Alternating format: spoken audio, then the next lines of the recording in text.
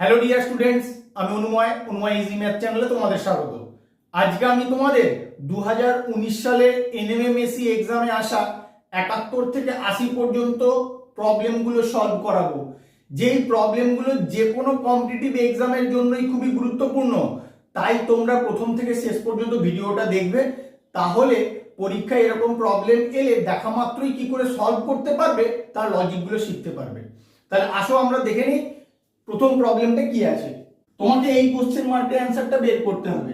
তাহলে এই চারটে নাম্বারের মধ্যে তোমাকে রিলেশন বের করতে হবে। দেখো কিভাবে হবে। তুমি 93, 27 আর 63 থেকে 3 আনার চেষ্টা করো, আসবে। একটু ভালো করে দেখো, 93 থেকে তুমি যদি 27 আর 63 যোগ করে সেটা বাদ দিয়ে দাও, তাহলে দেখো তোমার কিন্তু 3 চলে আসে। কারণ 93 বিয়োগ 7 আর 3 10, 10 শূন্য হাতে 1, 6 আর 2 8 আর 1 9। 93 থেকে 90 বাদ গেলে 3 আসে, যেটা তোমার এখানে আসে। সেম লজিকে দেখো 4 আনতে পারো কিনা। 79টা প্রথমে লিখে দাও, তারপরে কি বিয়োগ করবে, এই দুটোকে যোগ করে তাদের যোগফলটা বিয়োগ করে দিতে হবে। কত হয় যোগ করলে দেখো 79, 8 7 15, 5 হাতে 1, 3 3 6 1 7। 79 থেকে 75 বাদ গেলে হয়ে যাবে 4, যেটা তোমার এখানে আছে। এই লজিকেই তুমি কোশ্চেন মার্কের অ্যান্সারটা পেয়ে যাবে। করে নাও। 67 আগে লেখো, ওখান থেকে কত বাদ দেবে, 16 প্লাস 42 অ্যাড করে দাও। 67 এই দুটো অ্যাড করলে কত হবে, 6 আর 2 8, 4 আর 1 5। 67 থেকে 58 বাদ গেলে কত হয়, 9 8 17। 9 হবে তোমার কোশ্চেন মার্কের অ্যান্সার। কত নম্বর অপশন, 3 নম্বর অপশন হবে তোমার কারেক্ট অ্যান্সার। 72 নম্বর প্রবলেমটায় এই কোশ্চেন মার্কের অ্যান্সারটা তোমাদের খুঁজে বের করতে হবে। তোমরা সব সময় চেষ্টা করবে এই রকম তিনটে নাম্বার নিয়ে কোনো একটা লজিক বের করা। এইভাবেই তোমাদের কিন্তু প্রবলেমগুলো সেট করা থাকে। দেখো এইখান থেকে কিন্তু তুমি ইজি লজিক খুঁজে পেয়ে যাবে। 5 আছে, 1 আছে, আর এখানে 216 আছে। তুমি 5 আর 1 কে যোগ করে দাও, 5 আর 1 যোগ করলে কত হয় 6। এবার 6 এর যদি কিউব করে দাও সেটাই কিন্তু 216 এখানে লেখা আছে। একই রকম ভাবে এটার ক্ষেত্রে দেখো 3 আর 2 যোগ করে দিলে কত হয় 5, আর 5 এর কিউব করলে হয় 125, যেটা এখানে লেখা আছে। সেম লজিকে তোমার 64 এসছে, 1 আর 3 যোগ করলে 4, 4 এর কিউব করে দিলে হয় 64। তাহলে কোশ্চেন মার্কের অ্যান্সার তুমি এই লজিকেই পেয়ে যাবে। 4 আর 3 অ্যাড করে দাও, 4 আর 3 অ্যাড করলে হয়ে যায় 7। এবার 7 এর কিউব করে দিলে হয় 343। কত নম্বর অপশন, 2 নম্বর অপশন হবে তোমার এখানে কারেক্ট অ্যান্সার। তোমরা কিন্তু 1 থেকে 20 পর্যন্ত কিউব, 1 থেকে 30 পর্যন্ত স্কোয়ার, এগুলো সব মনে রাখবে। নাহলে কিন্তু পরীক্ষায় গুণ করে বের করতে গেলে অনেক সময় নষ্ট হবে। এগুলো তোমাদের মনে রাখতে হবে অবশ্যই। 73 নম্বর প্রবলেমটায় তোমাকে এই কোশ্চেন মার্কের অ্যান্সারটা বের করতে হবে। তুমি কিন্তু কলাম ওয়াইজ রিলেশন বের করবে। 12 থেকে 4 কিভাবে আসছে, 3.6 থেকে 1.2, 18 থেকে 6, এখানে 0.15 থেকে এটা কি করে আসবে। 12 থেকে 4 কি করে আসে বলো, 12 কে যদি তুমি 3 দিয়ে ভাগ করে দাও তাহলে তোমার 4 আসে। 3.6 থেকে 1.2 কি করে আসে, 3.6 কেও তুমি 3 দিয়ে ভাগ করলে 1.2 আসে। একই রকম ভাবে 18 কে যদি 3 দিয়ে ভাগ করো তাহলে তোমার 6 আসে। একই রকম লজিকে 0.15 কে তুমি 3 দিয়ে ভাগ করবে। এবার বলো 3 দিয়ে ভাগ করলে কত হবে, 0.5 কিন্তু হবে না। ভালো করে খেয়াল রাখবে, এখানে দুখানা সংখ্যার আগে দশমিক আছে, তোমার কিন্তু দুখানা সংখ্যার আগে দশমিক আসবে। 0.05 তোমার অ্যান্সার হবে। কেউ এটা করে দিলে কিন্তু তার অ্যান্সার ভুল হয়ে গেল।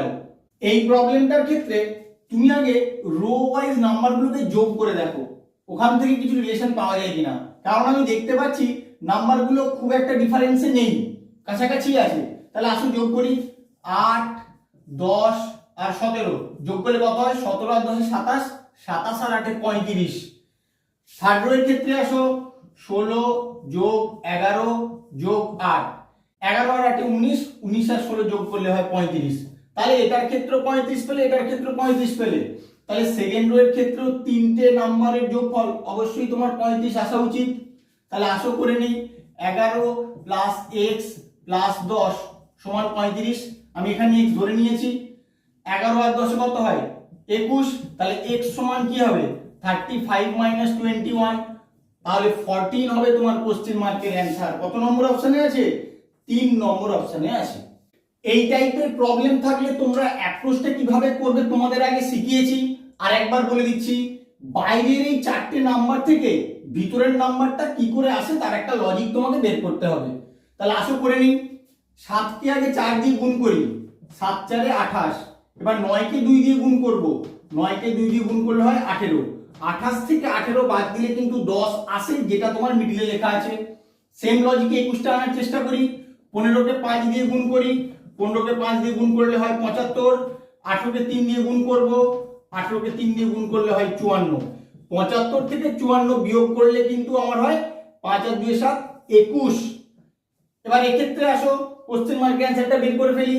19কে 3 দিয়ে গুণ করব, 19 3 57।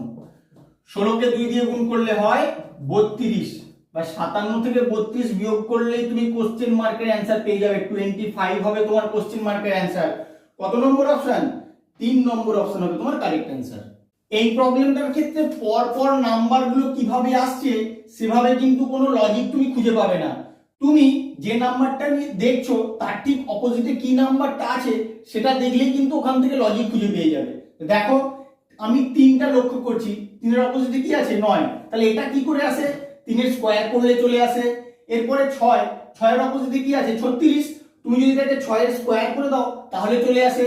এরপরে 25, এখানে 5, তাহলে 5 এর যদি স্কয়ার করে দাও তাহলে তোমার 25 চলে আসে। তাহলে সেম লজিক এখানে 7 আছে, 7 এর স্কয়ার করে দেবো, 7 এর স্কয়ার করলে হয় 49। কোশ্চেন মার্কের অ্যান্সার হবে কত নম্বর অপশন? 3 নম্বর অপশন হবে তোমার এখানে অ্যান্সার। অ্যালফাবেট দিয়ে যখন তোমাদের রিজনিং থাকবে তখন কিন্তু তোমাদের বের করতে অনেক সমস্যা হয়ে যাবে যদি তোমরা অ্যালফাবেটের প্লেস ভ্যালুগুলো না জানো। প্লেস ভ্যালুগুলো কিন্তু জানা তোমাদের খুব প্রয়োজন। আসো তাহলে কি করে করবে এটা দেখে নাও। তুমি কিন্তু পরপর অ্যালফাবেটগুলো কাউন্ট করে করে কিভাবে বাড়ছে ওইভাবে যদি দেখতে চাও কোনো লাভ হবে না। তুমি দেখো কিভাবে করবে, আজকে শিখিয়ে দিচ্ছি, এরপর থেকে দেখা মাত্র তোমরা সলভ করতে পারবে। আই, আই এর প্লেস ভ্যালু কি করে বের করবে? তুমি দেখো আই তো এরকম আমরা জেনারেলি লিখি, তাহলে আই কে 9 এর মতো দেখতে, তাহলে আই এর প্লেস ভ্যালু হবে 9। এম, এম মানে কি? এম মানে মিডল। মোট ইংরেজিতে অ্যালফাবেট কটা আছে? 26টা। 26কে যদি তুমি 2 দিয়ে ভাগ করো তাহলে মিডল পোরশন পাওয়া যায়। মিডলে কত থাকে? 13। তাহলে এম এর প্লেস ভ্যালু হবে 13। বা জি, জিটাকে দেখো তোমার 7 এর মতো দেখতে, তাহলে জি এর প্লেস ভ্যালু 7। ডি মানে 4, এটা তোমরা সকলেই জানো। ই মানে 5। এবার বাকিগুলোরও প্রত্যেকটার প্লেস ভ্যালু মনে রাখার উপায় আছে, আমি আমার ভিডিওর লিংক ডেসক্রিপশনে দিয়ে দেবো, তোমরা সময় পেলে গিয়ে দেখে নেবে। তাহলে বাকি এগুলোর ভ্যালু আসো করে নেই। আর এর ভ্যালু 18, এন এর ভ্যালু 14, ডাব্লিউর ভ্যালু 23, ভি এর প্লেস ভ্যালু কত? ভি এর প্লেস ভ্যালু 22। তোমাদের মনে রাখতে হবে এগুলো। এবার যোগ করে দাও, কলাম ওয়াইজ আমি যোগ করব। যোগ করলে দেখো ওখান থেকে রিলেশন পেয়ে যাবো। 18 আর 9 যোগ করলে হয় 27, 13 আর 14 যোগ করলে 27, 23 আর 4 যোগ করলে 27, 22 আর 5 যোগ করলে 27। তাহলে এখানেও যোগফলটা তোমাকে 27 আনতে হবে। এবার বলো 7 এর সঙ্গে কত যোগ করলে 27 হয়? 20 যোগ করলে। 20 কোন অ্যালফাবেটের প্লেস ভ্যালু? একদম সোজা, T20 ওয়ার্ল্ড কাপ কিছুদিন আগেই শেষ হলো। T20, T20, তাহলে টি এর প্লেস ভ্যালু 20, তাহলে কোশ্চেন মার্কের অ্যান্সার হবে টি। কত নম্বর অপশন? 3 নম্বর অপশন হবে তোমার কারেক্ট অ্যান্সার। তোমরা বলো এইরকম ভাবে যদি প্লেস ভ্যালুগুলো মনে রাখা যায় এরপর থেকে তোমরা ভুলতে পারবে? ইচ্ছা করলেও ভুলতে পারবে না। শুধু আমার সঙ্গে থাকো, থাকলেই বুঝতে পারবে আরো কি কি তোমরা শিখতে পারছো এবং তোমাদের কি কি স্কিল ডেভেলপ হচ্ছে। এই প্রবলেমটার ক্ষেত্রে আমি যদি কলাম ওয়াইজ লক্ষ্য করি, ডি এর পরে এফ এইচ কাছাকাছি আছে, তাহলে এক্ষেত্রে আমি প্লেস ভ্যালু লিখে করবো না। দেখো কিভাবে করব। ডি থেকে এফ কি করে হচ্ছে? ডি এর সঙ্গে যদি +2 করি তাহলে এফ হয় ই এফ। এফ থেকে এইচ, এফ এর পরে জি এইচ, +2 করলে এইচ হয়ে যাচ্ছে। এম থেকে পি কি করে হচ্ছে? এন ও পি, +3 করলে হচ্ছে। পি থেকে এস, পি পরে কিউ আর এস, +3 করলে হচ্ছে। এবার ভি থেকে জেড কি করে আসছে? ভি এর পরে ডাব্লিউ এক্স ওয়াই জেড, +4 করলে হচ্ছে। তাহলে জেড এর সঙ্গে +4 করলেই কিন্তু কোশ্চেন মার্কের অ্যান্সারটা তুমি পেয়ে যাবে।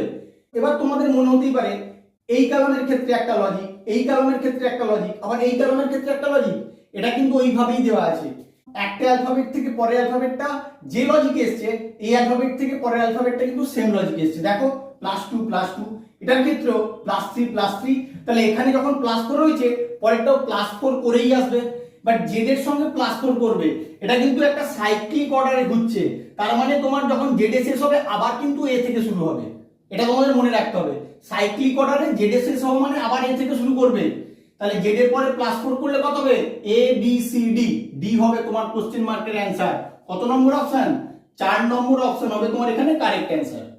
এই প্রবলেমটার ক্ষেত্রে কতগুলো ত্রিভুজ আছে তোমাকে বের করতে বলেছে, তাহলে কি করে করবে? তোমরা কি 1 2 3 4 5 6 7 এইভাবে কাউন্ট করবে? কাউন্ট করলে কিন্তু তোমাদের অবশ্যই ভুল হবে, ভুল হতেই হবে, কারণ তুমি কোথাও না কোথাও গন্ডগোল করবে।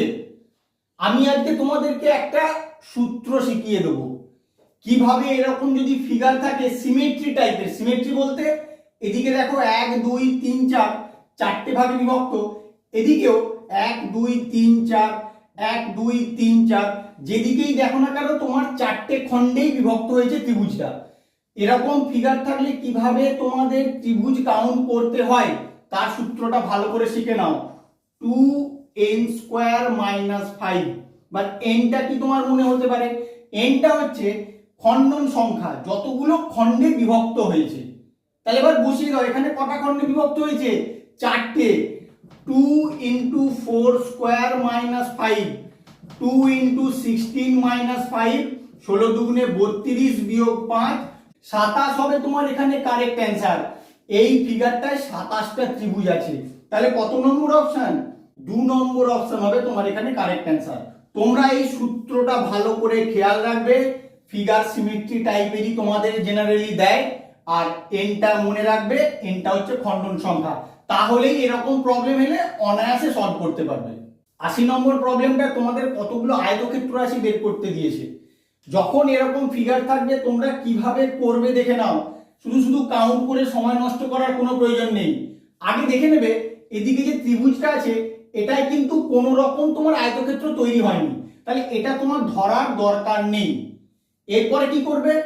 রো ওয়াইজ কতগুলো খণ্ডে বিভক্ত হয়েছে সেটা খেয়াল করবে। এখানে একটা আয়তক্ষেত্র রয়েছে, এখানে একটা আয়তক্ষেত্র রয়েছে, আমি নাম্বারিং করে দেবো 1 2। একই রকম ভাবে কলাম ওয়াইজ তুমি দেখবে, কলাম ওয়াইজ কি, এখানে একটা আয়তক্ষেত্র, এখানে একটা আয়তক্ষেত্র, 1 2 নাম্বারিং করে দিলাম। এই যে রো ওয়াইজ যে নাম্বারগুলো দিলে সেই দুটো নাম্বারকে অ্যাড করো, আর কলাম ওয়াইজ যে নাম্বারগুলো দিলে সেই নাম্বারগুলোকেও অ্যাড করো। এবার শুধু মাঝখানে গুণ চিহ্ন বসিয়ে দাও, তোমার অ্যান্সার চলে আসবে। 1 আর 2 যোগ করলে 3, এখানেও 1 আর 2 যোগ করলে 3, 3 3 9, এখানে 9টা আয়তক্ষেত্র আছে, তাহলে কত নম্বর অপশন? 3 নম্বর অপশন হবে তোমার এখানে কারেক্ট অ্যান্সার। যদি এরকম ফিগার থাকে তোমাদেরকে বলে দিই, একটু শিখে নাও। এরকম ফিগার আছে 1 2 3 বা এখানে 4টে, তখন যদি তোমাদেরকে আয়তক্ষেত্র কাউন্ট করতে দেয় কি করে করবে? সেম লজিক, তুমি নাম্বারিং করে নেবে 1 2 3 4, একই রকম ভাবে কলাম ওয়াইজ করে নেবে 1 2 3, এবার রো ওয়াইজ সব অ্যাড করে দেবে, অ্যাড করার পরে কলাম ওয়াইজ সব অ্যাড করে দেবে, অ্যাড করে দিয়ে এদের শুধু গুণফল বের করে দেবে, তাহলেই কিন্তু বেরিয়ে যাবে তোমার এখানে কতগুলো আয়তক্ষেত্র আছে। 4 3 7 2 9 1 10, এখানে 3 2 5 1 6, এখানে 10 6 60, 60 খানা আয়তক্ষেত্র আছে। তোমরা কিন্তু গুণে বের করতে গেলে অনেক সময় লাগবে এবং তোমাদের ভুল হবেই, কারণ 60 খানা আয়তক্ষেত্র এখান থেকে গুণে বের করা অত সোজা নয়। তোমরা শুধু লজিকটা ভালো করে খেয়াল রাখো, কোনটা কোন লজিকে করছি, কোথায় কি সূত্রটা আমি লাগাতে বলছি, সেটা কিন্তু তোমাদের মনে রাখতে হবে, তাহলে পরীক্ষায় তোমরা অ্যাপ্লাই করে খুব সহজেই প্রবলেমগুলো সলভ করতে পারবে এবং টাইমটা সেভ করতে পারবে। আমার ভিডিওটা কেমন লাগলো অবশ্যই কমেন্ট করে জানিও, বন্ধুদের সঙ্গে বেশি বেশি করে শেয়ার করে, তারাও যেন এই লজিকগুলো সম্বন্ধে জানতে পারে। এরকম নতুন নতুন লজিক শেখার জন্য আমার চ্যানেলটাকে অবশ্যই তোমরা সাবস্ক্রাইব করো। Thank you.